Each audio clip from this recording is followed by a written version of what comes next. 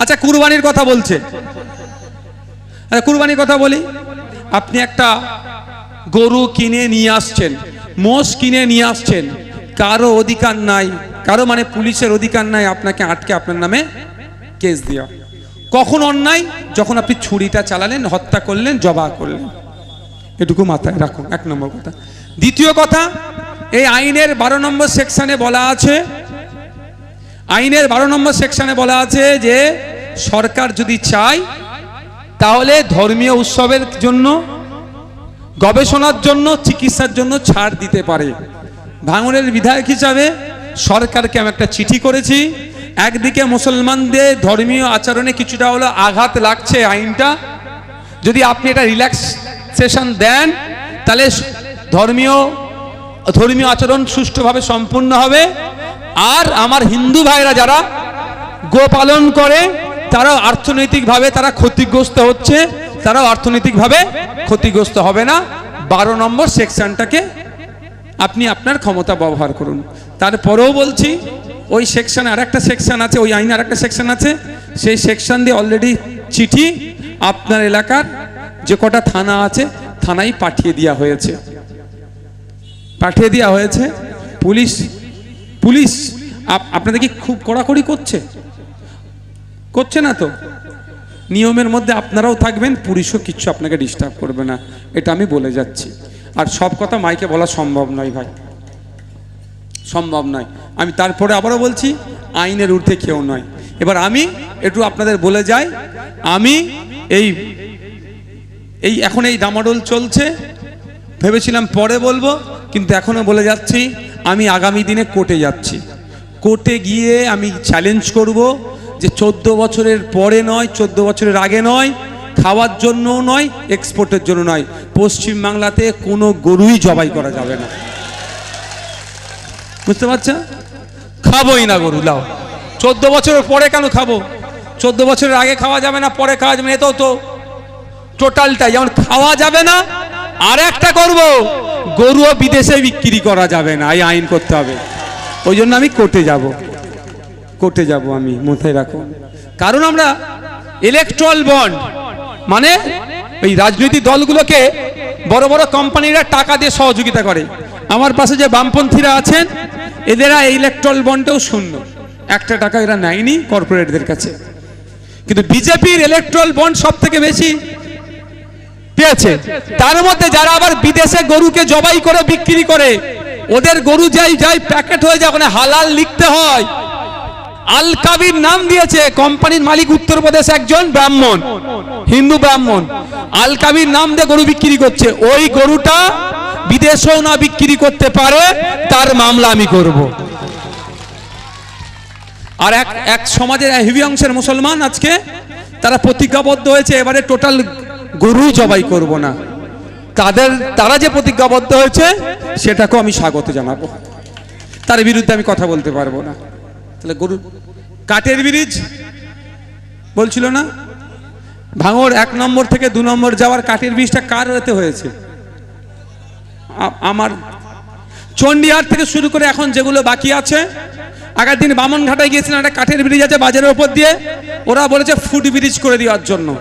সেগুলো হবে, যে কটা ব্রিজ আছে সে কটা আমরা করছি।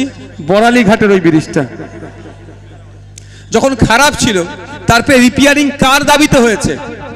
আমি তো বিধানসভা মন্ত্রীকে বলেছি বলে হয়েছে। ওই বড়ালির ওই ব্রিজটাকে যাতে কংক্রিটে নির্মাণ করা যায়। আসল ব্রিজগুলো অনেক খরচ। আমার বিধায়কে 3.5 কোটি টাকা 5 বছরে পাবো। যদি বছরে 3.5 কোটি হতো, অন্তত একটা বছরের টাকা দিয়ে একটা করা যেত। যাক, সেটার জন্য আমি লড়াই করব। আমি আশা করছি এগুলো সম্পূর্ণ হবে।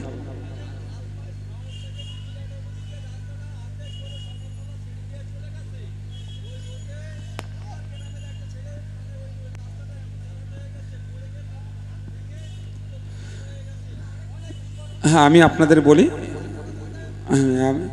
আমাদের যারা এখানে আছেন বামপন্থী ভাইরা যারা আইএসএফে আছেন, এটা আপনারা দায়িত্ব নিয়ে দেখুন টেন্ডার কে নিয়েছে। টেন্ডার যে নিয়েছে তার নাম, ফোন নাম্বার জোগাড় করুন, আমাকে ফোন করুন, নাম্বার দেবেন, আমি কথা বলবো। এটা পুরোটা রাস্তার জন্য তো টাকা বরাদ্দ হয়েছে, অর্ধেক রাস্তার জন্য তো হয়নি, বা যতটা হয়েছে ততটা কাজ ওকে করতে হবে। আর নালে পেনের খুঁচা কোথা দিতে যাবে, বাকি টাকাটা পেমেন্টও আমি আটকে দেবো। ওনাকে আমি বলবো ফোন নাম্বার নিয়ে ভাববেন না যে পার্সেন্টেজ দাও। আমাদের নাইয়ান্দা আছে না পোলার 1 নম্বরে, ও বলছিল সরকার সাহেব বলছে এত টাকার কাজ করেছি, কিন্তু 35% টাকা বা 30% মাল তাকে দিতে হতো, সেটা হতে দেবো না। আজ হচ্ছে। আচ্ছা, মহিলারা এসে যাদের অভিযোগ জানাতে পারবেন। হ্যাঁ, আপনারা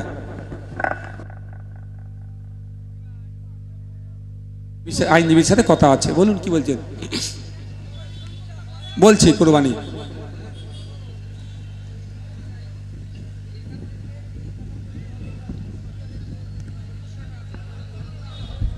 হ্যাঁ হ্যাঁ হ্যাঁ,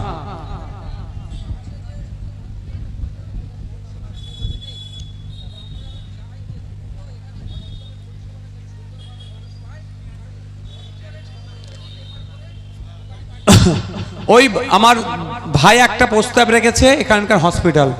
আমি জানিয়ে রাখি, আগামীকাল সোমবার ভাঙড় 2 নম্বর ব্লকের ব্লক হসপিটালে আমি পরিদর্শনে যাচ্ছি। বুধবার মঙ্গলবার 1 নম্বর ব্লকের নরমালি হসপিটালে আমি পরিদর্শনে আসছি।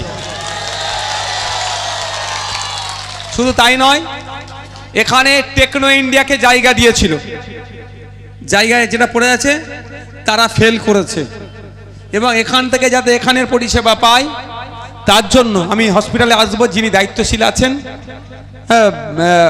হেলথ অফিসার, তার সাথে বসে কি কি আছে আর কি কি দরকার এটা উন্নততর করার জন্য সমস্ত প্রস্তাব নেব, নিয়ে হেলথ মিনিস্টার এবং হেলথ ডিপার্টমেন্টে দরবার করব। আমি এটাকে যাতে এখানকারের না রেফার করে কলকাতাতে পাঠাতে হয় তার সর্বোচ্চ চেষ্টা করব।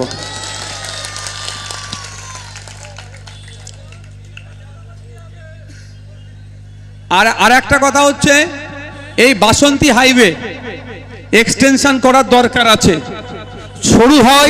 শুরু হয়ে যাওয়ার জন্য প্রচুর অ্যাক্সিডেন্ট হচ্ছে, এই বিষয়টাতেও আগামী দিনে থাকবে।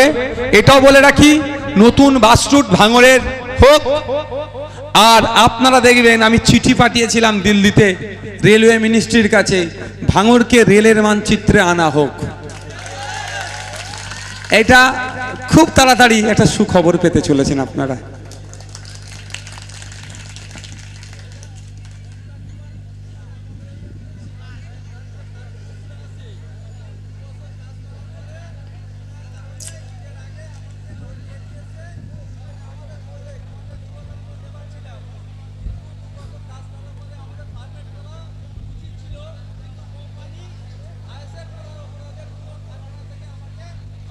কবে করেছে এটা?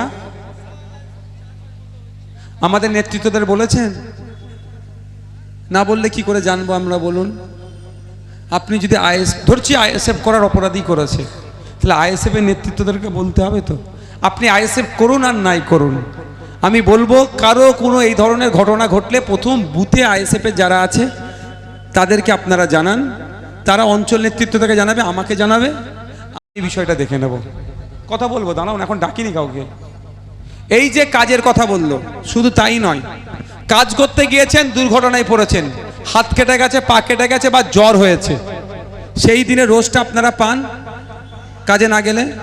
কিন্তু 50 জন 100 জনকে নিয়ে কাজ করছে, তো লেবার কোড মেনে কাজ হচ্ছে না কেন? লেবার কোড মানতে গেলে ওদের টাকাটা একটু খরচ আছে, অনেক সিস্টেম আছে, পিএফ টিএফ সব করতে হবে। তার পরিবর্তে পিএফ সেটাই নেই তো, সেটাই তো বলছি, পিএফ ইএসআই সব। ইএসআই কি জানেন? আপনারা অসুস্থ হয়েছেন, কার্ড থাকলে আপনি আপনার পরিবারের বিনামূল্যে চিকিৎসা পাবেন, কিন্তু সেটা করেনি এরা, তার বদলে নেতাদেরকে মাল দিয়েছে। আর নওশাদ সিদ্দিকী কি বললো? আগে ইএসআই করো, পিএফ করো, এদের ফিউচার ঠিক করো, ওইটাই আমার টাকা দেওয়ার সমান হয়ে যাবে। কারণ আমি এতটুকু বুঝি, আপনারা দুয়া আশীর্বাদ করলেই আমার জন্য যথেষ্ট। আমার পরিবারের যতটুকু যা আছে ওতে আমার চলে যাবে, বেশি হয়ে গেলে ওই খাটের নিচে থেকে টাকা বেরোবে, ওটা আমার দরকার নেই। আচ্ছা, আপনাদের কারো যদি অভিযোগ থাকে, এগুলো তো পরামর্শ হচ্ছে, আপনার মাইকেও বলতে পারেন। আচ্ছা, মায়েদেরকে একটু তাহলে এটা বলে নি, তাহলে মায়েদেরকে কাছে এসে বলুন, অতটা চিল্লে বলতে পারবে না। আর কারো কিছু থাকলে বলুন।